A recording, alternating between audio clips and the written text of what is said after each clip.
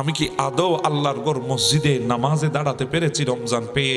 আমি কি আদৌ মানুষের বিরুদ্ধে গীবত থেকে নিজেকে দূরে সরিয়ে রাখতে পেরেছি রমজান পেয়ে? আমি কি আদৌ মানুষকে খারাপ ব্যবহার থেকে নিজের জুবানকে পবিত্র রাখতে পেরেছি রমজান পেয়ে? আমি আদৌ চোখের দৃষ্টির গুনাহ থেকে নিজের চোখগুলাকে হেফাজত করতে পেরেছি কিনা? আমি আদৌ কি এই রমজান পেয়ে মানুষকে কষ্ট দেওয়া থেকে, মানুষের উপরে জুলুম করা থেকে নিজেকে বিরত রাখতে পেরেছি কিনা? নিজেকে প্রশ্ন করেন, নিজের আত্মশুদ্ধি হয়েছে কিনা চিন্তা করেন। যদি নিজের আত্মশুদ্ধি যদি করতে পারেন, বাকি 11 মাস আপনাকে এখান থেকেই সিদ্ধান্ত নিয়ে আপনাকে নিজের জিন্দেগি কাটাতে হবে। 1 মাস যদি আপনি নিজেকে গুনাহ থেকে পবিত্র করতে পারেন, আত্মশুদ্ধি যদি করতে পারেন, ওই আত্মা এমনভাবে পরিশুদ্ধ হবে 11 মাস গুনাহ থেকে আপনাকে বাঁচিয়ে রাখবে। কথাক্ষণ ঠেকে না? এখন তো রমজান, আমাদের আত্মশুদ্ধি মাত্র 10 দিন, যতদিন তারাবি চলে ততদিন, মাত্র 15 দিন, যতদিন তারাবি চলে ততদিন। কথা বলেন ঠিক না? এরপরে রমজানের খবর আমাদের নাই। মনে করি বাকি 15 দিন ঈদের জন্য প্রস্তুতি নেওয়ার সময়। রমজানটা হচ্ছে কোরআন নাজিল হওয়ার মাস। আল্লাহ আমাদেরকে একটা কিতাব দিয়েছেন, কোরআনুল কারীম। দুনিয়ার বুকে মুসা কালিমুল্লাহ আলাইহিস সালামের সাথে আল্লাহ কথা বলেছে। হ্যাঁ, এজন্য আল্লাহ ওনাকে কলিমুল্লাহ বানিয়েছে। আর আল্লাহ আমাদেরকে কালামুল্লাহ দান করেছেন। কালামুল্লাহ, আপনি ওটা খুলে যখন তেলাওয়াত শুরু করেছেন, ওটা কোরআন তেলাওয়াত করছেন না, ওটা আল্লাহর সাথে ডাইরেক্ট কথা বলতেছেন। সুবহানাল্লাহ। পয়গম্বর মুসা তুর পর্বতে গিয়ে আল্লাহর সাথে কথা বলেছে। পয়গম্বর মুসার জায়গা নির্দিষ্ট ছিল, কোথায় গিয়ে কথা বলতে হবে। পয়গম্বর মুসার সময় নির্দিষ্ট ছিল, কয় সময়ের মধ্যে, কয় মিনিটের মধ্যে, কয় ঘন্টার মধ্যে কথা শেষ করতে হবে। পয়গম্বর মুসার বাক্য নির্দিষ্ট ছিল, কয় বাক্যে কথা শেষ করতে হবে। ওই এরপরে মুসা কালিমুল্লাহকে আল্লাহ উপাধি দিয়েছেন কালিমুল্লাহ। আর আমাদের বেলায় যখন এসেছে জায়গা নির্দিষ্ট নাই, আমাদের বেলায় যখন এসেছে সময় নির্দিষ্ট নাই, আমাদের বেলায় যখন এসেছে কথা নির্দিষ্ট নাই। যখন ইচ্ছা তাহাজ্জুদের নামাজের পরে ইচ্ছা হয়েছে, ফজর পরে ইচ্ছা হয়েছে, 10টা ইচ্ছা হয়েছে, 1টা ইচ্ছা হয়েছে, আসরের ওয়াক্ত ইচ্ছা হয়েছে, মাগরিবের ওয়াক্ত ইচ্ছা হয়েছে, এশারের ওয়াক্ত ইচ্ছা হয়েছে, 1 ঘন্টা ইচ্ছা হয়েছে, 1 দিন ইচ্ছা হয়েছে, 30 দিন ইচ্ছা হয়েছে। আপনি বলা শুরু করে দেন, কারণ এটা কালামুল্লাহ। কালামুল্লাহ যখন তেলাওয়াত শুরু করেছেন, এটা আল্লাহর সাথে কথা হয়ে গেছে। সুবহানাল্লাহ। কয়জনে পেরেছেন এই রমজানে কোরআনটাকে নিজের বুকের সাথে লাগাবেন? কয়জনে পারবেন? নিজেকে একটু চিন্তা করেন। এই কোরআন নাজিল হওয়ার মাসে কোরআনটাকে কয়জনে আদব দেখাতে পেরেছেন? সময় তো আমাদের নাই। আমাদের সময় ঘন্টার পর ঘন্টা আমাদের প্রিয়জন প্রিয়তমার সাথে কথা বলতে পারি, কিন্তু আল্লাহর সাথে কথা বলার সময় আমাদের কোথায়? কথা বলেন ঠিক না? এজন্য মনে রাখবেন, এই আল্লাহর দেওয়া নিয়ামত যখন আপনি ভুলে গেছেন, ঘাটে ঘাটে আপনি লাঞ্ছিত হচ্ছেন। আজকে আপনার জিন্দেগি নিয়ে অভিযোগ, আজকে আপনার যে চাকরি করছেন সেই চাকরি নিয়ে অভিযোগ, যে ব্যবসায় আছেন সেই ব্যবসা নিয়ে অভিযোগ, যে অবস্থানে আছেন সেই অবস্থান নিয়ে অভিযোগ। এই পর্যন্ত শুনলাম না, যদ্দূর হয়েছে তদ্দূর, আল্লাহর পক্ষ থেকে ভালোই আছি আলহামদুলিল্লাহ। শুনি নাই। যদি জিজ্ঞাসা করি কেমন আছেন, বেশি ভালো না। যদি জিজ্ঞাসা করি চাকরি কেমন যায়, বেশি ভালো যায় না। ব্যবসা বেশি মন্দা যায়। পরিবার কেমন আছে, একটাও বলা নাই। সব সময় অসুখ আর বিসুখ লেগে আছে। হ্যাঁ, আপনার গোটা জিন্দেগি অভিযোগ আজকে। কেন জানেন? কারণ আল্লাহর দেওয়া নিয়ামতের শুকর আপনি করতে পারেন নাই। আপনার থেকে বলা উচিত ছিল, যদ্দূরে আছি ভালো আছি, ওই ভালো রেখেছেন আল্লাহ, এই জন্য আমার কোনো শেকায়ত নাই। এই কথা যদি বলতে পারতেন, ওই জিন্দেগি নিয়ে আপনার কখনো অভিযোগ থাকতো না, ওই জিন্দেগি নিয়ে আপনার শুকর থাকতো। সেজন্য জিন্দেগি নিয়ে অভিযোগ করবেন না। আল্লাহর নিয়ামত পেয়েছেন, নিয়ামত অনুসরণ করেন চলেন। আপনি তো বাবা অন্ততপক্ষে জমিনে চলতে পারছেন, এমন আল্লাহর বান্দা আছে জমিনে চলার মতো শক্তিও নাই। দুনিয়া বড় স্বার্থপর, দুনিয়ায় পর্যন্ত কাউকে আপন বানাই নাই। সবচেয়ে দুনিয়ার আপন ছিল ফেরাউন, নমরুদ, সাদ্দাত। আজকে তারা কোথায়? দুনিয়া দেওয়ার সময় দিয়েছিল, কিন্তু কেড়ে নেওয়ার সময় সবগুলা নিয়েছে, খালি হাতে দুনিয়া থেকে যেতে হয়েছে। দুনিয়া এত বড় স্বার্থপর, আপনাকে যা দেবে দুনিয়াতেই দেবে, যাওয়ার সময় একটা সুতো নিয়ে যেতে দুনিয়া আপনাকে দেবে না। এতটাই স্বার্থপর এই দুনিয়া। আরে বাবা, আমি যদি বলি, আমাদের দেশে তো পুরুষ মানুষের কোনো মূল্যই নাই যদি পকেটে টাকা না থাকে। পকেটে যদি টাকা না থাকে, পুরুষকে কেউ মূল্য দিতে চায় না। পুরুষের কোনো মূল্য মানুষের কাছে থাকে না, সমাজের কাছে থাকে না। সমাজ আর মানুষের কথা বাদ দেন, সবচেয়ে বেশি আপন মা বাবাও সেদিন আপনাকে নিজের সন্তান বলে কাছে টেনে নেবে না যদি মা বাবাকে ঠিক টাইমে যদি দিতে না পারেন।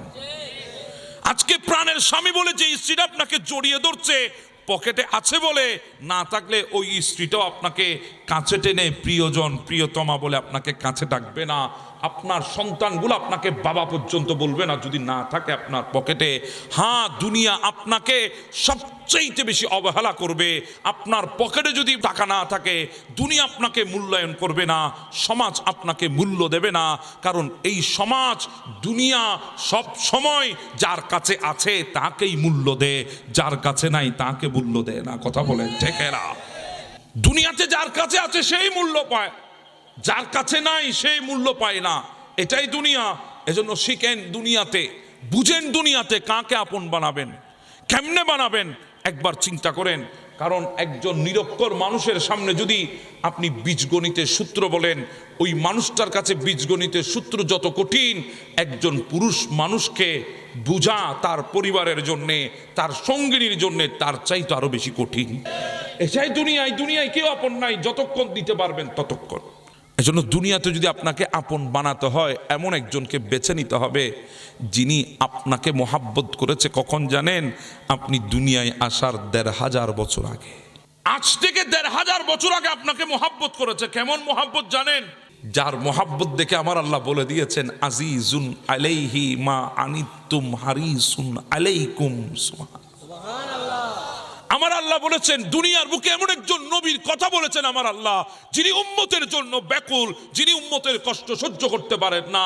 হ্যাঁ, উম্মতের জন্য ব্যাকুল, উম্মতের জন্য ব্যাকুল।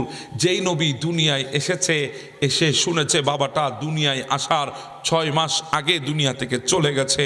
আমার নবী শুনেছেন, কষ্ট পেয়েছেন, কিন্তু চোখের পানি জড়াই নাই। আমার নবীটার বয়স যখন ৫ থেকে ৬ বছর হলো, মা আবওয়া নামক জায়গায় দুনিয়া থেকে বিদায় হয়ে গেছে। আমার নবীর কষ্ট দিলে ছিল, কিন্তু চোখ দিয়ে পানি ফেলে নাই। আমার নবী যখন ১০ থেকে ১২ বছরের হলো, তখন দাদা খাজা আব্দুল মুত্তালিব তিনিও দুনিয়া থেকে চলে গেছে। আমার নবী চোখ দিয়ে পানি জড়াই নাই। আমার নবী যখন তায়েফে গিয়েছে, তায়েফবাসী আমার নবীকে মেরেছে। কেমন মার মেরেছে জানেন? পাথর মেরেছে নবীকে, চিকন চিকন শরীরে গেঁথে গেছে। পাথরগুলো যখন তুলতে যেত হুলকি দিয়ে রক্ত বের হয়ে যেত। আমার নবী ওই কষ্ট পেয়ে চোখ দিয়ে পানি ফেলে নাই। আমার নবী যখন রাস্তা দিয়ে হাঁটতেন কাঁটা বিছিয়ে দেওয়া হতো, আমার নবীর কদমে কাঁটা লাগতো, ওই কাঁটার কষ্টে আমার নবী চোখ দিয়ে পানি ফেলে নাই। আমার নবী যখন ২ কদম জমিনে রেখে হাঁটতেন, আমার নবীর কদমের উপরে পাথর মারা হতো। একটা পাথর এসে নবীর কদম যখন আঘাতপ্রাপ্ত হয়ে রক্তাক্ত হতো, নবী বটে নিতেন। ১ কদমের উপরে আমার নবী দাঁড়িয়ে থাকতেন, ওই কদমটার উপরেও পাথর মারা হতো।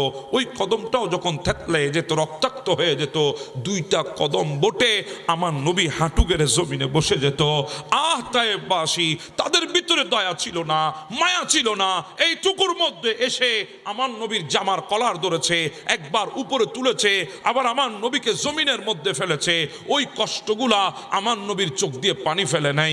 আমার নবী খানায়ে কাবার সামনে নামাজ পড়ছে, সিজদায় যখন গিয়েছে, উকবা এসে আমার নবীর মাথার উপরে নারী আর বুড়ি চাপিয়ে দিয়েছে, ওঠের সাইবা এসে রক্ত আর চর্বি চাপিয়ে দিয়েছে। আমার নবী সিজদা থেকে মাথা মুবারক উঠাইতে পারে না, পেছন দিক থেকে জুব্বা ধরে টান দে, নবীর জুব্বা ছিঁড়ে গেছে। আমার নবী কষ্টে ওই সিজদার ভেতরে, কিন্তু চোখ দিয়ে পানি ফেলে নাই। ফাতেমাতু জোহরা দৌড় দিয়ে এসেছে, চর্বি সরিয়েছে, রক্ত সরিয়েছে, উটের নারী বুড়ি সরিয়েছে। আমার নবী যখন উঠলেন, নবীর চেহারা রক্তাক্ত হয়ে গেছে। ফাতেমা চোখের পানি ছেড়ে দিয়েছে। ওই ফাতেমাতু জোহরা তৈয়বা তাহেরার চোখের পানি আমার নবীর চোখ দিয়ে পানি আনতে পারে নাই। আমার নবীর সামনে খানায়ে কাবার উপরে আমার নবীকে যখন মতাফের মধ্যে ২ পাশ থেকে রুমাল দিয়ে টান দিয়ে আমার নবী জিহ্বা বের করে দিয়েছেন, শ্বাসরুদ্ধ হয়ে গেছে, চোখ বড় বড় করেছেন। হযরতে আবু বকর দৌড় দিয়ে এসে আমার নবীকে সেভ করে নিয়েছেন। কাফেররা আবু বকরকে টার্গেট করে এমন মারটানা দিল, আবু বকর বেহুশ হয়ে গেছে। ওই আবু বকরের বেহুশি দেখে আমার নবী চোখ দিয়ে পানি ফেলে নাই। শিয়া আবি তালেবের মধ্যে রসদ সামগ্রী বন্ধ করে দিয়েছে আমার নবীর, খানাফিনা আসা বন্ধ করে দিয়েছে।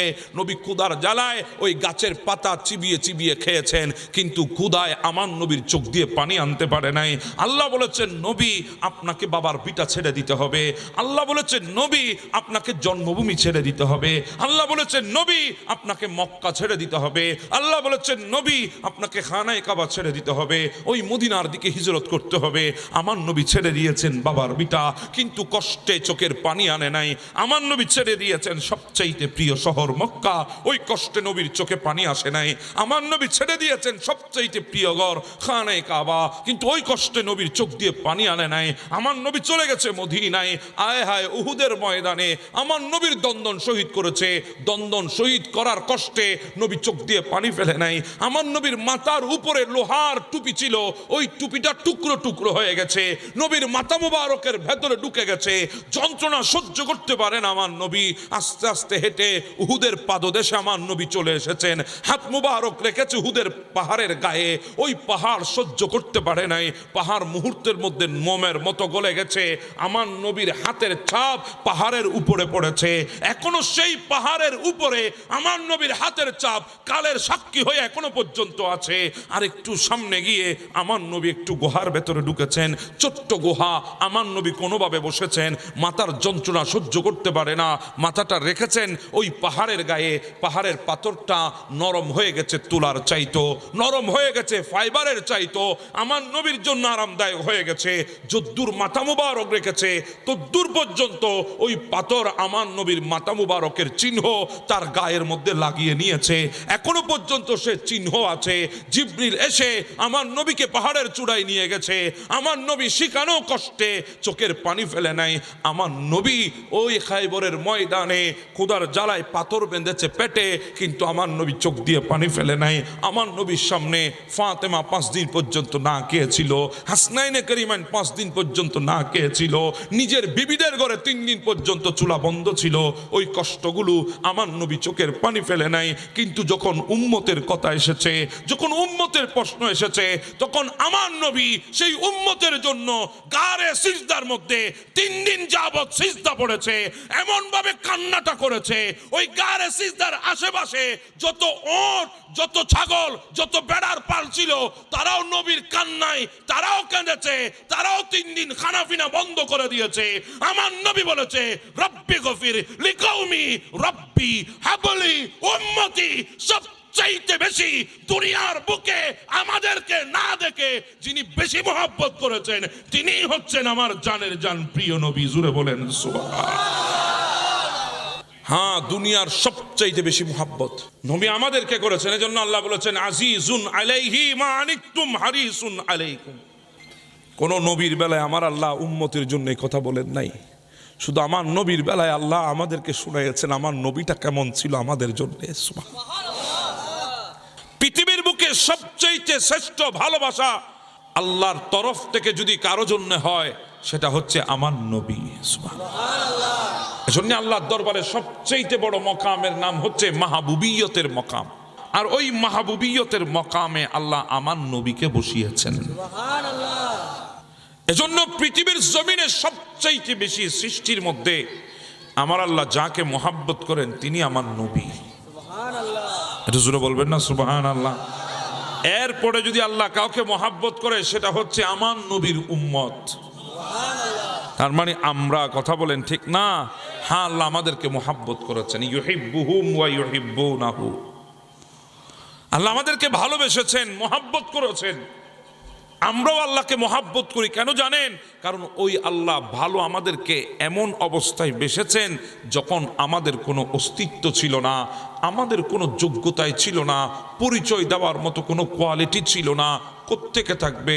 কোনটা মা মাহিনা, নাপাক পানির কতরা ছিল মাত্র।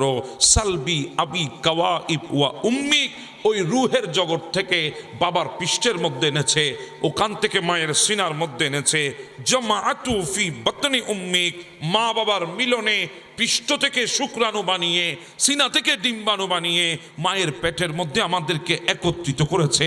শুধুমাত্র নাপাক পানির এক ফোঁটা কতরা থেকে আল্লাহ আমাদেরকে একত্রিত করেছেন।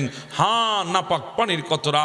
আজকে আমাদের দেশে অনেকেই অনেক কিছু অহংকার করে, নিজের শরীরের যোগ্যতা নিয়ে অহংকার, নিজের শিক্ষা নিয়ে অহংকার, নিজের কামানো উপার্জন নিয়ে অহংকার, নিজের অবস্থান নিয়ে অহংকার, নিজের ধন দৌলত নিয়ে অহংকার। কিন্তু আমি বলতে চাই ভাই, তোমার ওই সমস্ত কিছুর শুরুয়াত নাপাক পানি থেকে, ওই সমস্ত কিছুর শেষ ওই মাটির নিচে 3 হাত অন্ধকারের ভেতরে। কথা কোন ঠিক না?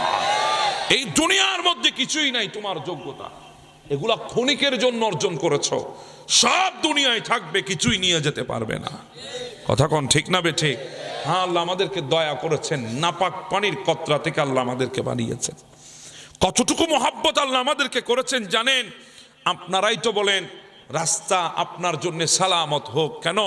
রাস্তা যদি সালামত না হয় আপনার গন্তব্যে আপনি পৌঁছাতে পারবেন না, আপনি দুর্ঘটনায় কবলে পড়তে পারেন, আপনার গন্তব্যে আপনি যেতে পারবেন না। রাস্তা নিরাপদ হওয়া জরুরি, না হলে গন্তব্যে পৌঁছানো মুশকিল হবে। হ্যাঁ, আমরাও তো দুনিয়ায় এসেছি ওই নাপাক পানির কতরা থেকে। সুম্মা রাব্বাইতুক, আল্লাহ আমাদেরকে পিউরিফাই করেছে, প্রসেসিং করেছে। 40 দিনের মাথায় মাথায় আল্লাহ আমাদের রূপ চেঞ্জ করেছে। এইভাবে আল্লাহ পাক 9টা মাস মায়ের গর্ভের মধ্যে আমাদেরকে রেখেছে। আসার সময় যখন হয়েছে, চিন্তা করেন না, গোটা পৃথিবী এখনো গবেষণা করছে এই জায়গায় এসে আমরা দুনিয়ায় এসেছি। এমন একটা মায়ের ছোট রাস্তা দিয়ে সম্ভব ছিল না। বিয়াদবি মাফ করবেন, 2 কেজির একটা বাচ্চা, 2.5 কেজির একটা বাচ্চা, 3 কেজির একটা বাচ্চা, 3 কেজি 200 গ্রামের একটা বাচ্চা, অনেক সময় গ্রোথ ভালো হলে 4 কেজি পর্যন্ত হয় বাচ্চা। কিভাবে আসে ছোট্ট একটা মায়ের রাস্তা দিয়ে? আমার আল্লাহ বলে, ও আমার বান্দা, তোদের চিন্তা যেখানে শেষ হয়ে গেছে আমার কুদরত সেখানে শুরু হয়েছে। তোদের গবেষণা যেখানে থেমে গেছে আমার কুদরত সেখান থেকে স্টার্ট করেছি। তোদের সমস্ত কিছু যেখানে বন্ধ হয়ে গেছে আমার কুদরত সেখান থেকে চালু হয়েছে। ও বান্দা, তোদের নজরে কেমনে এসেছো, কেমনে গিয়েছো চিন্তা করছো, কিন্তু দয়া তো আমার ছিল। 1 মাস যখন মায়ের গর্ভের বয়স হয়েছে আল্লাহ পাঠিয়ে দিয়েছে এক ফেরেশতা মায়ের গর্ভের মধ্যে। ওই ফেরেশতাকে আল্লাহ বলেছে 1 মাস যখন যাবে রাস্তাটা একটু প্রশস্ত করে দাও, 2 মাস যখন হবে আরেকটু প্রশস্ত করে দাও, 3 মাসে আরেকটু প্রশস্ত করে দাও, 4 মাসে আরেকটু প্রশস্ত করে দাও, এইভাবে 5 মাসে আরেকটু প্রশস্ত, 6 মাসে আরেকটু, 7 মাসে আরেকটু, 8 মাসে আরেকটু, 9 মাসে আরেকটু। সময় যখন হয়ে যাবে, ও ফেরেশতা, আম্মা সাবিলা ইয়াসির, আমার বান্দা দুনিয়া যাওয়ার মতো ব্যবস্থা করে দাও যাতে আমার বান্দার কষ্ট না হয়। সুবহানাল্লাহ। ওই ছোট রাস্তা দিয়ে আল্লাহ আমাদেরকে দুনিয়ায় পাঠিয়েছেন। চিন্তা করেন, ছোট রাস্তা দিয়ে আল্লাহ আমাদেরকে দুনিয়ায় পাঠিয়েছেন। গোটা পৃথিবীর চিকিৎসা বিজ্ঞান হয়রান হয়ে গেছে এখানে, কিভাবে সম্ভব ছোট একটা রাস্তা দিয়ে এসেছে। আমার আল্লাহ চাইলে পারে কি পারে না? কত দয়া আল্লাহ আমাদেরকে করেছেন জানেন? দুনিয়ায় তো এসেছেন, আজকে তো অহংকারের শেষ নাই, তাকাব্বুরির শেষ নাই। আজকে আমাদের যুবক ভাইয়েরা চেহারাটা নিয়ে ওই মিনরের সামনে দাঁড়িয়ে দাঁড়িয়ে, আয়নার সামনে দাঁড়িয়ে, ড্রেসিং টেবিলের সামনে দাঁড়িয়ে চেহারা দেখে দেখে চিন্তা করে, মুরব্বীরা বিয়াদবি মাফ করবেন, আমি যুবক নিয়ে কথা বলি তো আমার থেকে কথাগুলো বলতে হয়। যুবক চিন্তা করে দেখ কত সুন্দর ফেসিয়ালটা দিয়েছি বলে আজকে চেহারার গ্রোথ বেড়ে গেছে। কথা কোন ঠিক না? সুন্দর ফেস ওয়াশটা ব্যবহার করেছি বলে আজকে চেহারার উজ্জ্বলতা বেড়ে গেছে। যুবক মুচকি মুচকি হাসে, এই চেহারার ক্রাশ হাজার নারী পড়ে আছে।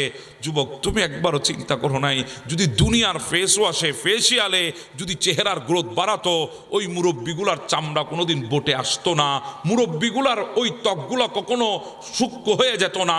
তাহলে কি বুঝলা কে করেছে? দুনিয়ার ফেস ওয়াশ আর ফেস ওয়াশ ন, ফি আইয়ি সূরাতি মা শাআ রাক্কাবাক। তোমার এই সৌন্দর্য পৃথিবীর বুকে একমাত্র তোমাকে দান করেছেন তিনি কে? আল্লাহ। দুনিয়ার ফেস ওয়াশ আর ফেসিয়ালে তোমার সৌন্দর্য বৃদ্ধি করে না, তোমাকে আল্লাহ সৌন্দর্য দিয়েছে। শুধু তাই না, কুনতা সগীরা, বড়ই ছোট ছিলা, কুনতা যায়ীফা, বড়ই দুর্বল ছিলা, কুনতা জাহেলা, অজ্ঞ ছিলা, অজ্ঞ।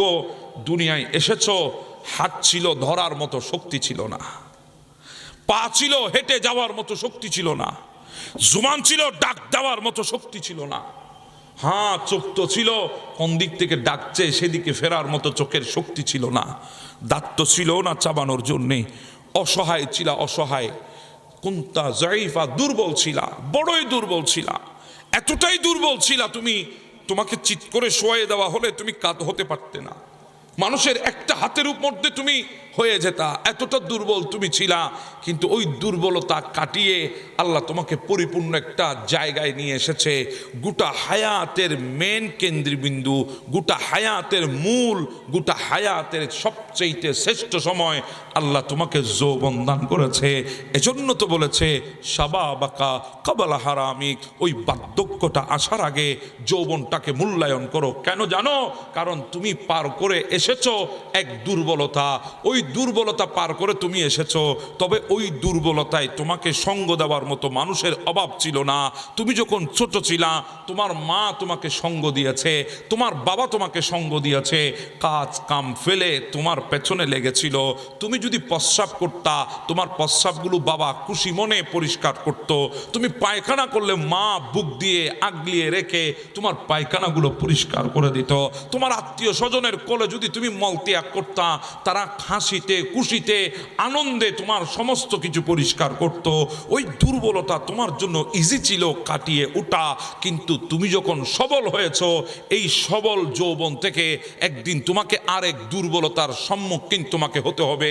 ওই দুর্বলতাটা সবচেয়ে বড় কঠিন দুর্বলতা। কেন জানো? যেই ছেলেটা ছোট বয়সে বাবাকে ফোন করে বলতো, বাবা তুমি না আসলে খাবো না, তুমি না আসলে ঘুমাবো না, তোমার বুকেই ঘুমাবো, তোমাকে দেখেই তারপর খাবো, তোমার হাতেই খাবো। ওই ছেলেটা আপনি যখন বৃদ্ধ হয়ে যাবেন, ছেলে যখন বড় হয়ে যাবে, ওই ছেলেটা ঘরের মধ্যে আসবে, আপনি ঘরের এক কোণে পড়ে থাকবেন, আপনার দিকে ফিরেও তাকাবে না। কথা বলে ঠিক না বেঠে? হ্যাঁ, ওই দুর্বলতা সবচাইতে বড় কঠিন। ওই দুর্বলতা সবচাইতে বড় কঠিন। আপনি তো মনে করছেন আজকে যৌবন আছে, আমি আর মনে হয় জীবনে দুর্বল হব না। এখানে অনেক সাদা দাড়িওয়ালা মানুষ আছে, জিজ্ঞাসা করেন। আজকে ভেতরে একটা পড়েছে, উপরে আরেকটা পড়েছে, এর উপরে আরো গায়ে দিয়েছে, এরপরও কাঁপে। কথা বলেন ঠিক না?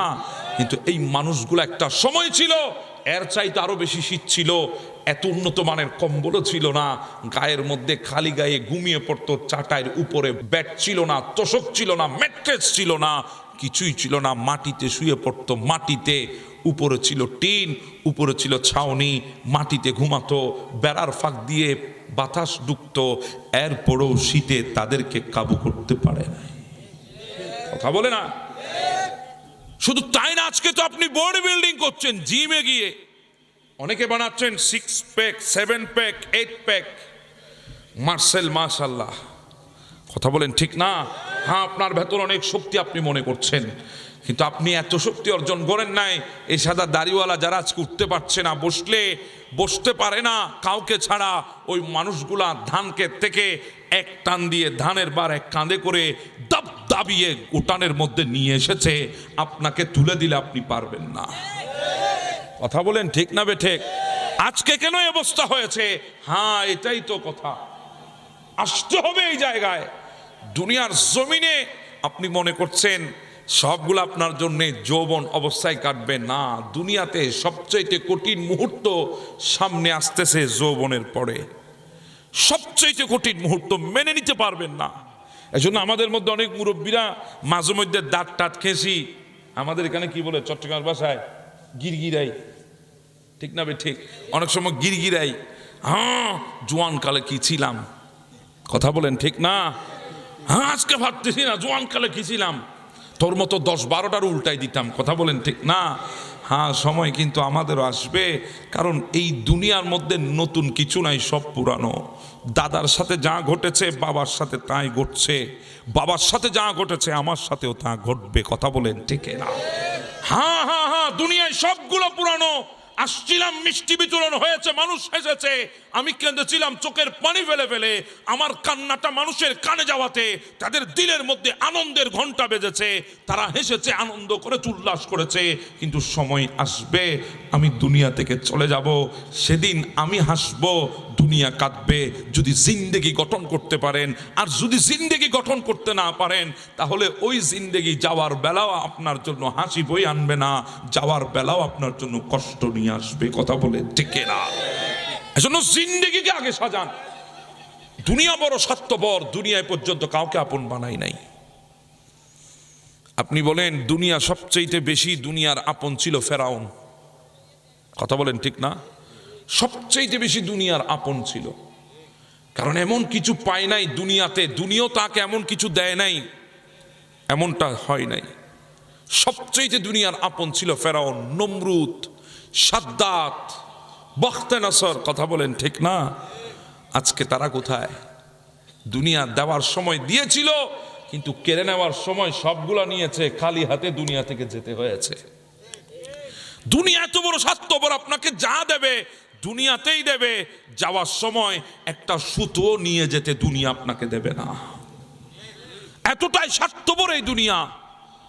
আরে বাবা, আমি যদি বলি আমাদের দেশে তো পুরুষ মানুষের কোনো মূল্যই নাই যদি পকেটে টাকা না থাকে। কথা কোন ঠিকই না? পকেটে যদি টাকা না থাকে, পুরুষকে কেউ মূল্য দিতে চায় না। পুরুষের কোনো মূল্য মানুষের কাছে থাকে না, সমাজের কাছে থাকে না। সমাজ আর মানুষের কথা বাদ দেন, সবচেয়ে বেশি আপন মা বাবাও সেদিন আপনাকে নিজের সন্তান বলে কাছে টেনে নেবে না যদি মা বাবাকে ঠিক টাইমে যদি দিতে না পারেন। আজকে প্রাণের স্বামী বলে যে স্ত্রীটা আপনাকে জড়িয়ে ধরছে, পকেটে আছে বলে, না থাকলে ওই স্ত্রীটাও আপনাকে কাছে টেনে প্রিয়জন প্রিয়তমা বলে আপনাকে কাছে ডাকবে না। আপনার সন্তানগুলো আপনাকে বাবা পর্যন্ত বলবে না যদি না থাকে আপনার পকেটে। হ্যাঁ, দুনিয়া আপনাকে সবচেয়ে বেশি অবহেলা করবে যদি আপনার ভেতরে যদি টাকা না থাকে, পয়সা না থাকে, আপনার পকেটে যদি টাকা না থাকে, দুনিয়া আপনাকে মূল্যায়ন করবে না, সমাজ আপনাকে মূল্য দেবে না। কারণ এই সমাজ দুনিয়া সব সময় যার কাছে আছে তাকেই মূল্য দেয়, যার কাছে নাই তাকে মূল্য দেয় না। কথা বলেন ঠিক না? দুনিয়াতে যার কাছে আছে সেই মূল্য পায়, যার কাছে নাই সেই মূল্য পায় না। এটাই দুনিয়া। এজন্য শিখেন দুনিয়াতে, বুঝেন দুনিয়াতে কাকে আপন বানাবেন, কেমনে বানাবেন, একবার চিন্তা করেন। কারণ একজন নিরক্ষর মানুষের সামনে যদি আপনি বীজগণিতের সূত্র বলেন, ওই মানুষটার কাছে বীজগণিতের সূত্র যত কঠিন, একজন পুরুষ মানুষকে বুঝা তার পরিবারের জন্যে, তার সঙ্গিনীর জন্যে তার চাইতে আরো বেশি কঠিন। কথা কোন ঠিক না? কি আপনারা রাগ হয়ে গেছেন কথায়? এটাই তো বর্তমান বাস্তব চিত্র। কথা বলেন ঠিক না বেঠে? হ্যাঁ, একজন অজ্ঞ মানুষের সামনে যদি বই পুড়ে যায়, ওই মানুষটা বই পোড়া দেখতে থাকবে, কিন্তু বইয়ের মূল্য দিয়ে বইয়ের পুরানো বন্ধ করে বইটাকে বাঁচাবে না। ঠিক তদ্রূপ দুনিয়া, পুরুষ মানুষ পুড়লে দুনিয়া দেখে থাকবে, কেউ ওই মানুষটাকে আশ্রয় দেওয়ার জন্য কাছে আসবে না। ওই বইয়ের পাতাগুলা পুড়ে যেমনি ভাবে মানুষের খাবার সামগ্রীর যোগান দে, জ্বালানি হয়, ঠিক তেমনি একজন পুরুষ নিজেকে জ্বালিয়ে পুড়িয়ে সংসারের প্রত্যেকটা রান্না বান্নার সামগ্রীর যোগান দে। কথা বলেন ঠিক না বেঠে? এটাই দুনিয়ায়। দুনিয়ায় কেউ আপন নাই, যতক্ষণ দিতে পারবেন ততক্ষণ। এজন্য দুনিয়াতে যদি আপনাকে আপন বানাতে হয়, এমন একজনকে বেছে নিতে হবে যিনি আপনাকে মোহাব্বত করেছে কখন জানেন? আপনি দুনিয়ায় আসার ১৫০০ বছর আগে। আর একটু জোরে বলেন না সুবহানাল্লাহ। আরো ১৫০০ বছর আগে আপনাকে মোহাব্বত করেছে, ভালোবেসেছে। আজ থেকে ১৫০০ বছর আগে আপনাকে মোহাব্বত করেছে। কেমন মোহাব্বত জানেন? আমি যদি আপনাদেরকে বলি আপনারা আশ্চর্য হবেন কেমন মোহাব্বত করেছেন তিনি, যার মোহাব্বত দেখে আমার আল্লাহ বলে দিয়েছেন আজিজুন আলাইহি মা আনিতুম হারিসুন আলাইকুম সুবহানাল্লাহ। আমার আল্লাহ বলেছেন দুনিয়ার বুকে এমন একজন নবীর কথা বলেছেন আমার আল্লাহ, যিনি উম্মতের জন্য ব্যাকুল, যিনি উম্মতের কষ্ট সহ্য করতে পারেন না। হ্যাঁ, উম্মতের জন্য ব্যাকুল, উম্মতের জন্য ব্যাকুল। যেই নবী দুনিয়ায় এসেছে, এসে শুনেছে বাবাটা দুনিয়ায় আসার 6 মাস আগে দুনিয়া থেকে চলে গেছে। আমার নবী শুনেছেন, কষ্ট পেয়েছেন, কিন্তু চোখের পানি জড়াই নাই। আমার নবীটার বয়স যখন 5 থেকে 6 বছর হলো, মা আবওয়া নামক জায়গায় দুনিয়া থেকে বিদায় হয়ে গেছে। আমার নবীর কষ্ট দিলে ছিল, কিন্তু চোখ দিয়ে পানি ফেলে নাই। আমার নবী যখন 10 থেকে 12 বছরের হলো, তখন দাদা খাজা আব্দুল মুত্তালিব তিনিও দুনিয়া থেকে চলে গেছে। আমার নবী চোখ দিয়ে পানি জড়াই নাই। আমার নবী যখন তায়েফে গিয়েছে, তায়েফবাসী আমার নবীকে মেরেছে। কেমন মার মেরেছে জানেন? পাথর মেরেছে নবীকে, চিকন চিকন শরীরে গেঁথে গেছে। পাথরগুলো যখন তুলতে যেত, হুলকি দিয়ে রক্ত বের হয়ে যেত। আমার নবী ওই কষ্ট পেয়ে চোখ দিয়ে পানি ফেলে নাই। আমার নবী যখন রাস্তা দিয়ে হাঁটতেন, কাঁটা বিছিয়ে দেওয়া হতো, আমার নবীর কদমে কাঁটা লাগতো। ওই কাঁটার কষ্টে আমার নবী চোখ দিয়ে পানি ফেলে নাই। আমার নবী যখন 2 কদম জমিনে রেখে হাঁটতেন, আমার নবীর কদমের উপরে পাথর মারা হতো। একটা পাথর এসে নবীর কদম যখন আঘাতপ্রাপ্ত হয়ে রক্তাক্ত হতো, নবী বটে নিতেন। 1 কদমের উপরে আমার নবী দাঁড়িয়ে থাকতেন, ওই কদমটার উপরেও পাথর মারা হতো। ওই কদমটাও যখন থেতলে যেত, রক্তাক্ত হয়ে যেত, 2টা কদম বটে আমার নবী হাঁটু গেড়ে জমিনে বসে যেত। তায়েফবাসী, তাদের ভিতরে দয়া ছিল না, মায়া ছিল না। এই টুকুর মধ্যে এসে আমার নবীর জামার কলার ধরেছে, একবার উপরে তুলেছে, আবার আমার নবীকে জমিনের মধ্যে ফেলেছে। ওই কষ্টগুলা আমার নবীর চোখ দিয়ে পানি ফেলে নাই। আমার নবী খানায়ে কাবার সামনে নামাজ পড়ছে, সিজদায় যখন গিয়েছে, উকবা এসে আমার নবীর মাথার উপরে নারী আর বুড়ি চাপিয়ে দিয়েছে, ওঠের সাইবা এসে রক্ত আর চর্বি চাপিয়ে দিয়েছে। আমার নবী সিজদা থেকে মাথা মুবারক উঠাইতে পারে না, পেছন দিক থেকে জুব্বা ধরে টান দে, নবীর জুব্বা ছিঁড়ে গেছে। আমার নবী কষ্টে ওই সিজদার ভেতরে, কিন্তু চোখ দিয়ে পানি ফেলে নাই। ফাতেমাতু জোহরা দৌড় দিয়ে এসেছে, চর্বি সরিয়েছে, রক্ত সরিয়েছে, উটের নারী বুড়ি সরিয়েছে। আমার নবী যখন উঠলেন, নবীর চেহারা রক্তাক্ত হয়ে গেছে। ফাতেমা চোখের পানি ছেড়ে দিয়েছে। ওই ফাতেমাতু জোহরা তৈয়বা তাহেরার চোখের পানি আমার নবীর চোখ দিয়ে পানি আনতে পারে নাই। আমার নবীর সামনে খানায়ে কাবার উপরে আমার নবীকে যখন মতাফের মধ্যে 2 পাশ থেকে রুমাল দিয়ে টান দিয়ে আমার নবী জিহ্বা বের করে দিয়েছেন, শ্বাসরুদ্ধ হয়ে গেছে, চোখ বড় বড় করেছেন। হযরতে আবু বকর দৌড় দিয়ে এসে আমার নবীকে সেভ করে নিয়েছেন। কাফেররা আবু বকরকে টার্গেট করে এমন মারটানা দিল, আবু বকর বেহুশ হয়ে গেছে। ওই আবু বকরের বেহুশি দেখে আমার নবী চোখ দিয়ে পানি ফেলে নাই। শিয়া আবি তালেবের মধ্যে রসদ সামগ্রী বন্ধ করে দিয়েছে, আমার নবীর খানাফিনা আসা বন্ধ করে দিয়েছে। নবী ক্ষুধার জ্বালায় ওই গাছের পাতা চিবিয়ে চিবিয়ে খেয়েছেন, কিন্তু ক্ষুধায় আমার নবীর চোখ দিয়ে পানি আনতে পারে নাই। আল্লাহ বলেছেন, নবী আপনাকে বাবার পিতা ছেড়ে দিতে হবে। আল্লাহ বলেছেন, নবী আপনাকে জন্মভূমি ছেড়ে দিতে হবে। আল্লাহ বলেছেন, নবী আপনাকে মক্কা ছেড়ে দিতে হবে। আল্লাহ বলেছেন, নবী আপনাকে খানায়ে কাবা ছেড়ে দিতে হবে, ওই মদিনার দিকে হিজরত করতে হবে। আমার নবী ছেড়ে দিয়েছেন বাবার বিটা, কিন্তু কষ্টে চোখের পানি আনে নাই। আমার নবী ছেড়ে দিয়েছেন সবচাইতে প্রিয় শহর মক্কা, ওই কষ্টে নবীর চোখে পানি আসে নাই। আমার নবী ছেড়ে দিয়েছেন সবচাইতে প্রিয় ঘর খানায়ে কাবা, কিন্তু ওই কষ্টে নবীর চোখ দিয়ে পানি আনে নাই। আমার নবী চলে গেছে মদিনায়। আয় হায়, উহুদের ময়দানে আমার নবীর দন্দন শহীদ করেছে, দন্দন শহীদ করার কষ্টে নবী চোখ দিয়ে পানি ফেলে নাই। আমার নবীর মাথার উপরে লোহার টুপি ছিল, ওই টুপিটা টুকরো টুকরো হয়ে গেছে, নবীর মাথা মুবারকের ভেতরে ঢুকে গেছে। যন্ত্রণা সহ্য করতে পারেন আমার নবী, আস্তে আস্তে হেঁটে উহুদের পাদদেশে আমার নবী চলে এসেছেন।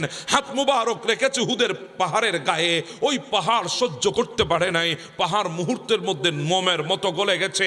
আমার নবীর হাতের ছাপ পাহাড়ের উপরে পড়েছে, এখনো সেই পাহাড়ের উপরে আমার নবীর হাতের ছাপ কালের সাক্ষী হয়ে এখনো পর্যন্ত আছে। আর একটু সামনে গিয়ে আমার নবী একটু গুহার ভেতরে ঢুকেছেন, ছোট্ট গুহা। আমার নবী কোনোভাবে বসেছেন, মাথার যন্ত্রণা সহ্য করতে পারে না, মাথাটা রেখেছেন ওই পাহাড়ের গায়ে। পাহাড়ের পাথরটা নরম হয়ে গেছে, তুলার চাইতো নরম হয়ে গেছে, ফাইবারের চাইতো আমার নবীর জন্য আরামদায়ক হয়ে গেছে।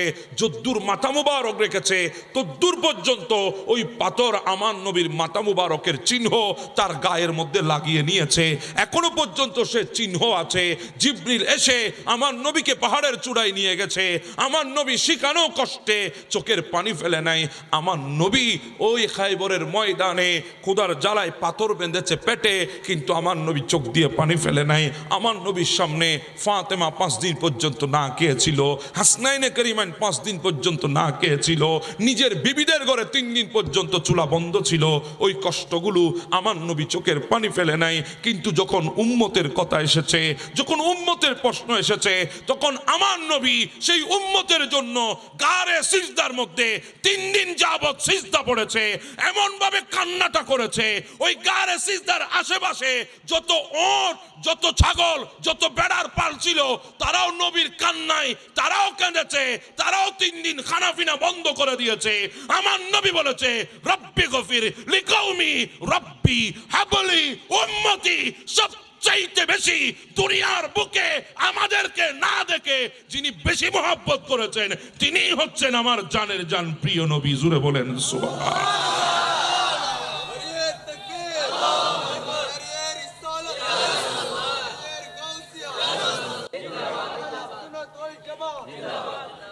হ্যাঁ, দুনিয়ার সবচাইতে বেশি মুহাব্বত নবী আমাদেরকে করেছেন। এজন্য আল্লাহ বলেছেন, আজিজুন আলাইহি মা আনিতুম হারিসুন আলাইকুম। কোন নবীর বেলায় আমার আল্লাহ উম্মতের জন্য এই কথা বলেন নাই, শুধু আমার নবীর বেলায় আল্লাহ আমাদেরকে শুনাইয়েছেন আমার নবীটা কেমন ছিল আমাদের জন্য। সুবহানাল্লাহ। এজন্য তো আশেক বলে, মনের গড়েতে রেখেছি যারে দো জাহানের বাদশা নবী। অসুবিধা হয় আপনাদের? দো জাহানের বাদশা নবী,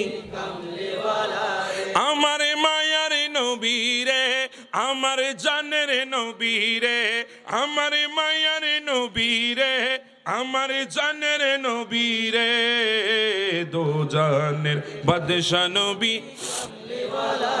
হা হা হা, দো জাহানের বাদশা নবী। মোরা যদি ডানাওয়ালা পাখি হতাম, ওই মদিনা দেখার লাগি উড়ে যেতাম। মোরা যদি ডানাওয়ালা পাখি হতাম, ওই মদিনা দেখার লাগি উড়ে যেতাম। হৃদয়ে জুড়ে দেখিতাম আমি, হৃদয়ে জুড়ে দেখিতাম আমি নয়ন ভরে দো জাহানের বাদশা নবী। হা হা হা, দো জাহানের বাদশা নবী। মনের গড়েতে রেখেছি যারে, মনের গড়েতে রেখেছি যারে দো জাহানের বাদশা নবী। হা হা হা, দো জাহানের বাদশা নবী। আমার মায়ার নবী রে, আমার দয়াল নবী রে, আমার মায়ার নবী রে, আমার দয়াল নবী রে, দো জাহানের বাদশা নবী কামলি ওয়ালা রে। হা হা, দো জাহানের বাদশা নবী কামলি ওয়ালা রে। আল্লাহু আকবার বলেন, আল্লাহু আকবার। কি আপনাদের অসুবিধা হয়? আরেকজন শায়ের বড় সুন্দর বলেছেন, ও প্রিয় হাবিব পাগলের রাখছো কেন দূরে, ও প্রিয় হাবিব পাগলের রাখছো কেন দূরে। পাগল হইল বশীকরণী জুব্বা দিলা তারে, আমি পাগলা কিছু চাই না, চাই যে তোমারে। আমি পাগলা কিছু চাই না, চাই যে তোমারে। প্রিয় হাবিব পাগলের রাখছো কেন দূরে, ও প্রিয় হাবিব পাগলের রাখছো কেন দূরে। আল্লাহুম্মা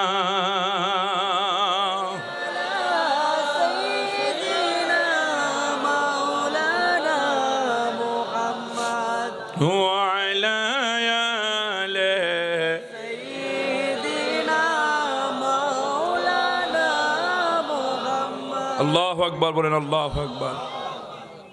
হ্যাঁ, আমার নবী সবচাইতে বেশি আমাদেরকে মোহাব্বত করেছেন। আমরাও দিলের চাইতে জানের চাইতে আমার নবীকে মোহাব্বত করি। কথা কোন ঠিক না বেঠিক? আমরা আমাদের কাছে বেশি কিছু না থাকলেও দিলের মধ্যে নবীর মোহাব্বতটা আছে না নাই? যে বলে আছে না নাই? আছে। হ্যাঁ, ওটাই আমাদের জন্য সবকিছু। কারণ ওটা ছাড়া আমাদের জিন্দেগি আর জিন্দেগি হবে না, আমাদের হায়াত আর হায়াত হবে না। কারণ কিয়ামতের ময়দানে উঠাই নিয়ে উঠা ছাড়া আমাদের আর কোনো গতি থাকবে না। কথা বলেন ঠিক না? নিজের চাইতে বেশি মোহাব্বত নবীকে করতে হবে।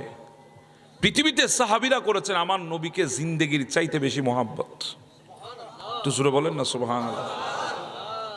আমার বাবারা, আমার নবীর দরবারে মদিনায় তৈবার হুজরায়ে পাকের সামনে একজন যুবক একটা কাপড়ের টুকরা পরনের মধ্যে নিয়ে কনকনে শীতের রাতে আমার নবীর হুজরায়ে পাকের দরজা মোবারকের সামনে বসে আছে।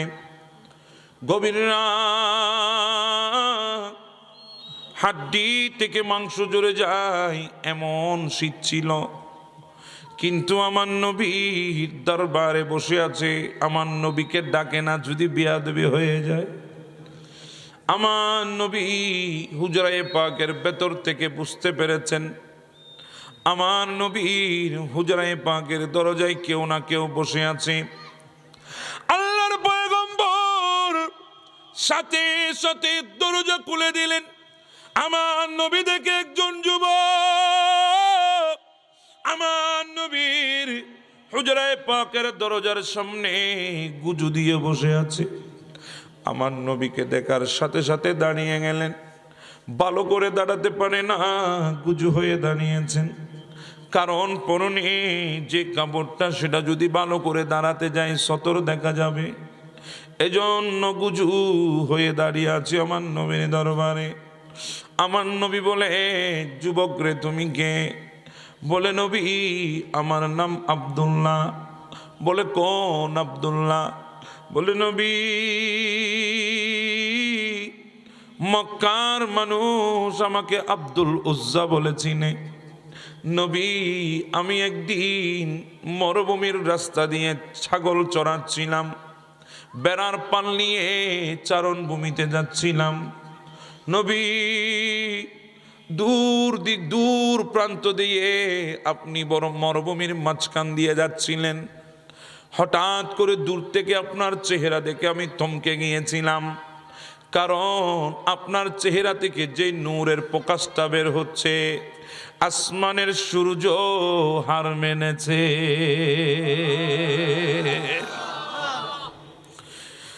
নবী গো, আমি সাথে সাথে আমার ছাগলের পালগুলা রেখে আপনার পেছনে নেওয়া শুরু করেছি। ইনি কেমন বান্দা যার চেহারার সামনে সূর্য পর্যন্ত হার মেনে যায়। আমি পেছন পেছন গেলাম। আপনি মক্কার খানায়ে কাবার পাশে একটা ঘর ছিল দারুল আরকাম। আপনি সেখানে আপনার সাহাবীদেরকে দ্বীনের তালিম দিচ্ছেন, দরস দিচ্ছেন, শিক্ষা দিচ্ছেন। আমি দরজার মধ্যে যাই নাই আপনি আমাকে দেখবেন বলে। আমি জানলা দিয়ে উকি দিয়ে আপনার চেহারার দিকে তাকিয়ে আছি। নবী আপনার চেহারার এমন মায়ায় পড়ে গেলাম, মোহাব্বতে পড়ে গেলাম। রাতের বেলায় যখন বিছানার মধ্যে ঘুমাই, আমার ভেতরে ছটপট ছটপট শুরু হয়। কখন সকাল হবে, আপনি কখন দারুল আরকানে বসবেন, আমি কখন জানলার ফাঁক দিয়ে আপনার চেহারা দেখে দিলকে ঠান্ডা করব। ওগো আল্লাহর পয়গম্বর, সকাল হতে দেরি হতো, আমি দৌড় দিয়ে দারুল আরকানের সামনে জানলার উকি দিয়ে আপনার চেহারা দেখতাম, হৃদয়কে ঠান্ডা করতাম, প্রশান্তি দিতাম। নবী এইভাবে দিন যাচ্ছিল আমার। হঠাৎ করে একদিন আপনি আমাকে লক্ষ্য করেছেন, খেয়াল করেছেন। আপনি ডাক দিয়েছেন, কে জানলার ওই পাশে দাঁড়িয়ে আছো, আসো এদিকে আসো। তখন আমি আপনার ওই দারুল আরকানের দরজা দিয়ে ঢুকলাম। আপনি আমাকে ডেকে ডাক দিলেন, বাবা তুমি কে? আমি বলেছিলাম আমার নাম আব্দুল উজ্জা। বাবা তুমি এখানে কি করো? বলো হুজুর আমি এসেছি আপনার চেহারা দেখে মনকে ঠান্ডা করার জন্যে। আমার নবী আপনি আমার কথা শোনার পরে আপনি আমাকে বলেছিলেন, বাবা শুধু চেহারা দেখে মন ঠান্ডা করবা নাকি কলমেটাও পড়ে নিজের ঈমানকে পাকা করবা? ওগো আল্লাহর পয়গম্বর, আমি সেদিন বলেছিলাম ইয়া রাসূলুল্লাহ, আপনার চেহারা যদি কলমা পড়ার কারণে আরো যদি বেশি বেশি দেখতে পারি তাহলে আমার কোনো অসুবিধা নাই। কলমা পড়ার কারণে আপনার চেহারা আরো যদি বেশি দেখতে পারি তাহলে আমি কলমা পড়ে নেব। নবী গো, আপনি আমাকে সেদিন কলমা পড়িয়ে দিয়েছেন, আমিও কলমা পড়েছি। আমার মা জানে না, কারণ আমার মা অন্য ধর্মের ছিলেন। আমার বাবা ছিল না, ছোটবেলায় বাবা মারা গেছে। মা আমাকে অনেক কষ্ট করে মানুষ করেছে। মা আমার চোখের দিকে তাকিয়ে দ্বিতীয় বিবাহের মধ্যে বসে নাই, কারণ আমার সৎ বাবা যদি আমাকে অবহেলা করে আমার মা কষ্ট পাবে, সেজন্য আমার মা দ্বিতীয় বিয়ে করে নাই। আমার চাচা ছিল ধনাঢ্য ফ্যামিলির মানুষ। আমার চাচা অনেক বড় পয়সাওয়ালা। আমার চাচার অনেকগুলা পশুর পাল ছিল। চাচা আমাকে খাওয়াইছে, পড়াইছে, লালন পালন করেছে, বড় করেছে। আমাকে পশুর পালগুলা দেখাশোনার দায়িত্ব দিয়েছে। আমি আমার চাচাকেও বলি নাই, আমি গোপনে কলমা পড়েছি, গোপনে আপনার কাছে আসতাম। এইভাবে ভালোই তো আমার দিন যাচ্ছিল। কিন্তু নবী গো, হঠাৎ করে একদিন সকালবেলা ঘুম থেকে উঠে শুনলাম আপনি নবী মক্কায় নাই, মদিনায় চলে গেছেন। আমি একটা দৌড় দিলাম দারুল আরকানের কিনারায়, আপনাকে দারুল আরকানে দেখা যায় না। আমি দৌড় দিলাম তাড়াতাড়ি করে সাফার দিকে, সাফার মধ্যে আপনাকে দেখা যায় না। আমি দৌড় দিলাম মারোয়ায়, সেখানেও আপনি নাই। আমি দৌড় দিলাম খাতিমে, সেখানেও আপনি নাই। আমি দৌড় দিলাম আল্লাহর ওই মক্কা নগরীতে যত জায়গা ছিল, আপনি যেখানে যেখানে বসতেন আল্লাহ পাকের দরবারে জিকির করতেন, সেই সমস্ত জায়গায় আমি আপনাকে তালাশ করেছি। নবী আপনাকে পাই না, আপনাকে দেখি না। ওগো আল্লাহর পয়গম্বর, কেন জানি মনে হয় আমি কি হারিয়ে ফেলেছি, আমি আর মক্কায় থাকতে পারি না। নবী আপনার প্রেমের বিরহ এত কঠিন আগে জানতাম না। নবী আরবের মক্কার মরুভূমিতে দৌড়ায়, আপনার চেহারা দেখি না। আজকে আমি খাতিমের কিনারায় বসে থাকি, আল্লাহর ঘরের কালো গিলাফ দেখি, আপনাকে দেখি না। দারুল আরকানে যাই, সেখানেও আপনি নাই। ওইদিকে তাকাইলে সেদিকেও নাই, ওইদিকে তাকাইলেও নাই। নবী আপনাকে না দেখার বিরহ সহ্য করতে পারি নাই। গলা কাটা মুরগির মতো লাফিয়েছিলাম। যখন রাতের বেলায় বিছানায় যাইতাম ঘুমাইতে পারতাম না। আমার অবস্থা দেখে আমার মা ডাক দিয়ে বলে, সন্তান কি হয়েছে আমাকে বল না, তোর এমন কেন দেখাই, তুই এমন কেন করিস, একটু আমাকে বল। আমি মাকে বলি, মা তোমাকে বলি না, আজকে বলি, মা আমি নবী আখিরুজ জামানের উম্মত হয়েছি, আমি নবীর কলমা পড়ে দিয়েছি। ও মা, আমার নবী মক্কা ছেড়ে মদিনায় চলে গেছে। মা আমার নবীর চেহারা দেখি না, আমি আর দুনিয়ার বুকে থাকার স্বাদ হারিয়ে ফেলেছি মনে হচ্ছে। মা নবীর প্রেমের বিরহ আমার ভিতরটা জ্বালিয়ে পুড়িয়ে চারকার করতেছে। আমার মা আমার অবস্থা দেখে ডাক দে, বাবা তোর এই অবস্থায় তুই তো বাঁচবি না। বাবা যা, আমি তোর মা বলছি তুই মদিনায় চলে যা। নবীর চেহারা দেখে তোর প্রেমের অন্তরের আগুনগুলা ঠান্ডা করে নে। ও সন্তান, চিন্তা করিস না, আমার জন্য চিন্তা করিস না। আমি আমার সমস্ত হক তোর উপরে মাফ করেছি। আল্লাহর পয়গম্বর আমি আর দেরি করি নাই, সাথে সাথে চাচার সামনে গেলাম। ও চাচা বিদায় দাও, আর থাকবো না মক্কায়। আমার চাচা ডাক দিয়ে বলে, ভাতিজা কই যাবি? কয় আমি চলে যাব মদিনার দিকে। কেন যাবি? বলে আমার জানের জান, প্রাণের প্রাণ রসুল মদিনায় আছে, আমি সেখানে চলে যাব। বলে কোন রসুল? বলে নবী আখিরুজ্জামান। তুমি কি কলমা পড়েছ? বলে হ্যাঁ কলমা পড়েছি। চাচা তেলে বেগুনে জ্বলে উঠল। ও ভাতিজা, খাওয়াইলাম আমি, পড়াইলাম আমি, অসহায়িত্ব ছিল আমি, তোমার সহায় হয়েছিলাম আমি। আজকে সব দিয়েছি, জায়গা জিরাফ দিয়েছি, জমি দিয়েছি, টাকা পয়সা দিয়েছি, মেষের পাল দিয়েছি, উটের পাল দিয়েছি, আর আজকে তুমি আমাকে উপযুক্ত হয়ে ছেড়ে চলে যাবা। ঠিক আছে যাও, চলে যাও, অসুবিধা নাই, যা দিয়েছি সবগুলা ফেরত দিয়ে দাও। ও আল্লাহর পয়গম্বর নবী গো, চাচা মনে করেছিল জায়গা সম্পদ ফেরত চাইলে আমি সেগুলার মায়ায় পড়ে আপনাকে ছেড়ে দেব, কিন্তু চাচা জানে না আমি আপনাকে দুনিয়ার চাইতে আর বেশি ভালোবাসি। হে প্রিয় রাসূল, গোলের রাখছো কেন দূরে?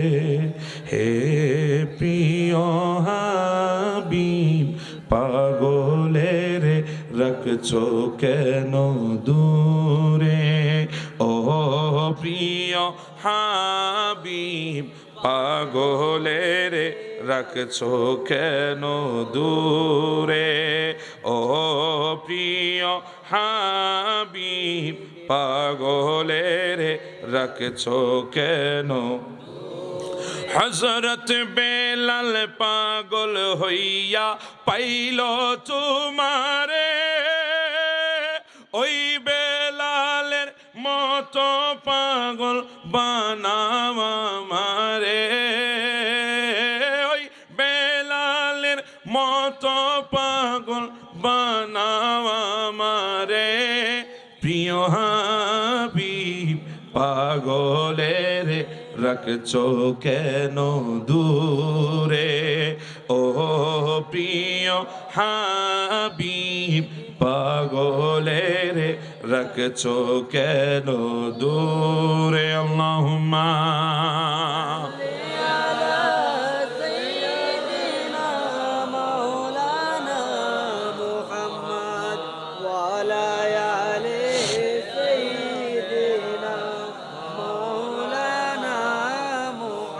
বাবা অসুবিধা হচ্ছে, রাত তো গভীর হয়ে গেছে, আমি শেষ করে দিই, কি বলেন?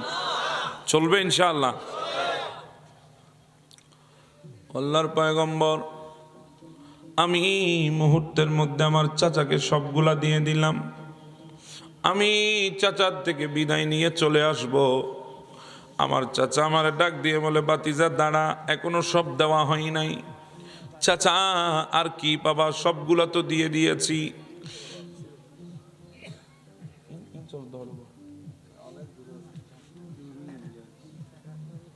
আল্লাহ আল্লাহ, আচ্ছা আচ্ছা,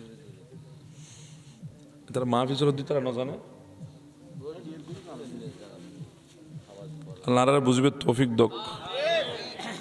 চাচা আবার কি পাবেন? বলে ভাতিজা,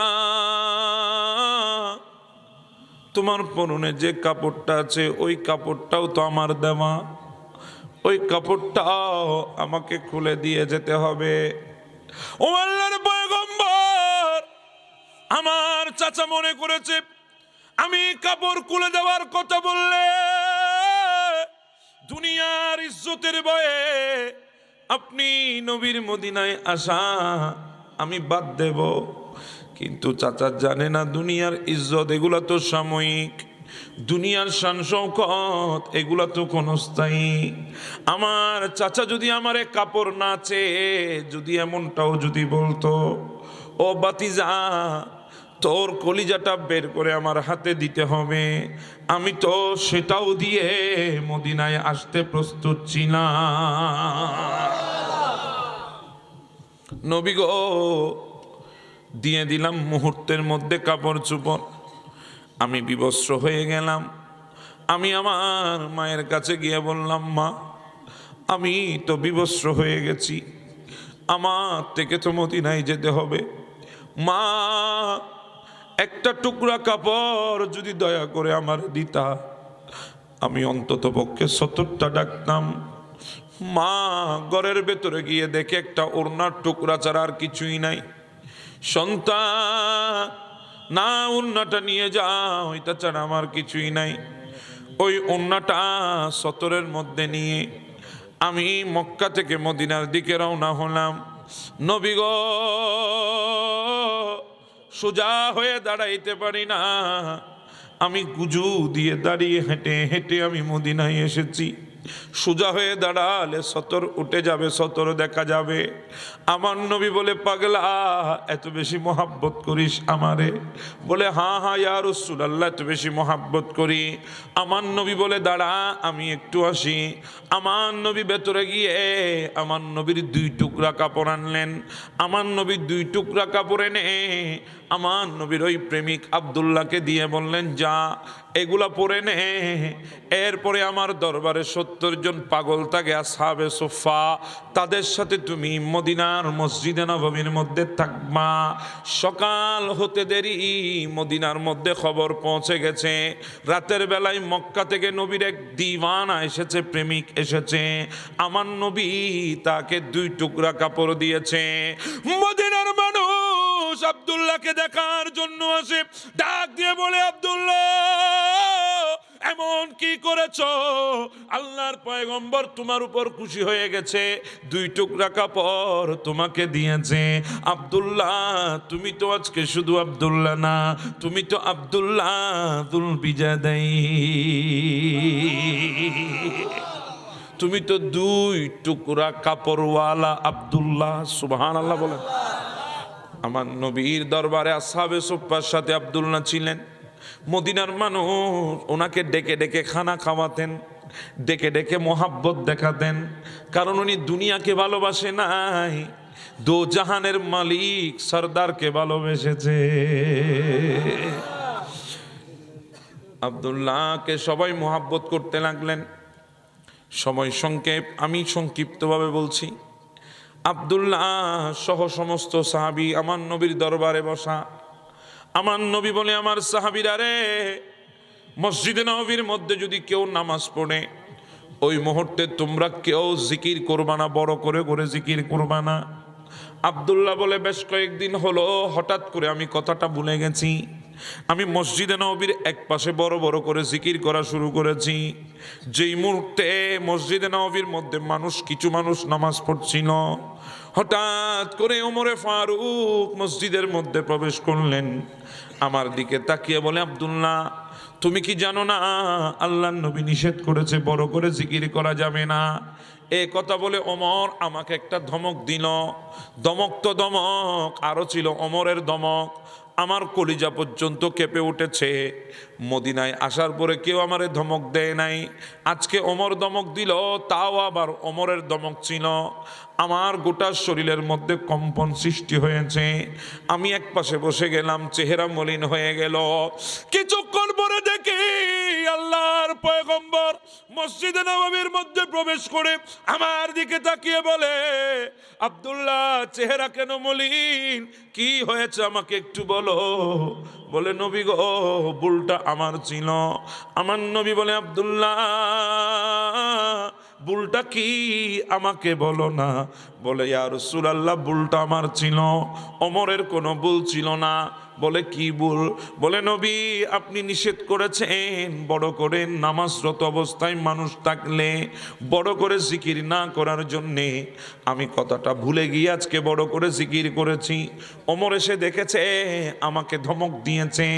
আমার নবী সাথে সাথে আব্দুল্লাহর হাত ধরে ওমরের সামনে গিয়ে ডাক দে, ওমর আমার আব্দুল্লাহরে কেন ধমক দিয়েছ? ওমর কথা বলবে। আমার নবী বলে থামো, আমি কি বলছি শোনো। আমার আব্দুল্লাহরে ধমক দিও না, ধমক দিও না।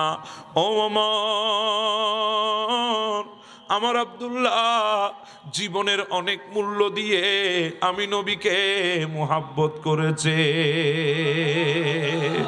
হে রাসূল তোমায় ভালোবাসি, অন্তরে শুধু মুখে না, জান্নাতের আশায় নয় হে রাসূল, জাহান্নাম কেউ ডরি না। হে রাসূল তোমায় ভালোবাসি, অন্তরে শুধু মুখে না, জান্নাতের আশায় নয় হে রাসূল, জাহান্নাম। আল্লাহু আকবার বলেন, আল্লাহু আকবার। আমার নবী বলে ধমক দিও না আব্দুল্লাহ রে, সব চাইতে দামি মূল্য দিয়ে আমাকে মোহাব্বত কিনে নিয়েছে।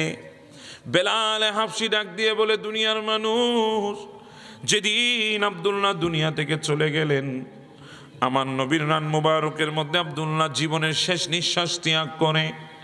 আমার নবী আব্দুল্লাহর জানাজা দিলেন। আমার নবী আব্দুল্লাহ জানাজা দেওয়ার পরে আব্দুল্লাহর লাশের খাট আবু বকর সিদ্দিক উঠাইয়ে নিয়েছে। আব্দুল্লাহর লাশের খাট ওমরে ফারুক উঠাইয়েছে। আব্দুল্লাহর লাশের খাট মাওলা আলী শের খুদা মুশকিল কুশা হায়দার কাররার মাওলা আলী কাররামাল্লাহু তাআলা ওয়াজহুল করিম উঠাইয়েছে। আব্দুল্লাহর লাশ আব্দুল্লাহ ইবনে মাসউদ উঠাইয়েছে। এরা আমার নবীর কলিজার টুকরা সাহাবীর লাশটা উঠায়ে মদিনার গোরস্থানের দিকে রওনা হয়েছে। আমি বেলাল হাতের মধ্যে চেরাগ বাতি নিয়ে সামনে ছিলাম, কারণ সন্ধ্যা হয়ে গেছে, সূর্য ডুবে গেছে। কবরের পাড়ে আব্দুল্লাহরে নিয়ে গিয়ে যখন রাখা হলো, আবু বকর ওমরকে ইশারা করে চলো কবরে নামতে হবে। যখন দুইজন সামনের দিকে পা বাড়ায়, হঠাৎ করে দেখি কোত্থেকে আমার নবী এসে কবরের ভেতরে আগে নেমে দাঁড়িয়ে আছে। আমার নবী ডাক দে, ওমর আবু বকর দে দে আমার আব্দুল্লাহরে দে, আমার আব্দুল্লাহরে আমার হাতের মধ্যে উঠাইয়ে দে, আমি আমার আব্দুল্লাহরে কবরে রাখবো। আমার নবী আব্দুল্লাহরে কবরের মধ্যে নিজের হাতে শোয়াইয়ে দিলেন। আমার নবী যখন আব্দুল্লাহরে শোয়ালেন, এরপরে আমার নবী আল্লাহর দরবারে হাত উঠাইছেন, মওলা আজকে সূর্যাস্ত পর্যন্ত আমি আব্দুল্লাহর উপরে রাজি ছিলাম, তুমি আল্লাহ আব্দুল্লাহর উপরে রাজি হয়ে যাও। বেলাল বলে, অবাক করা দৃশ্য দেখলাম মদিনার গোরস্থানে। আব্দুল্লাহ ইবনে মাসউদ কথাটা শুনে গড়াগড়ি শুরু করেছে মাটিতে, আর চিৎকার দিয়ে বলছে, আব্দুল্লাহ রে এত বড় ভাগ্যবান কেমনে হলি রে আব্দুল্লাহ। আব্দুল্লাহ আজকে কবরটা যদি তোমার না হয়ে আমার হতো, তাহলে আমি কত বড় ভাগ্যবান হতাম। আল্লাহর নবীর হাতে তুমি কবরে নেমেছ, আল্লাহর নবী তোমার জন্য দোয়া করে যাতে আল্লাহ সন্তুষ্ট হয়। ও আব্দুল্লাহ এত বড় তাকদীর দুনিয়াতে পেলাম না কেন? এই কথা বলে বলে আব্দুল্লাহ ইবনে মাসউদ গড়াগড়ি করতেছে।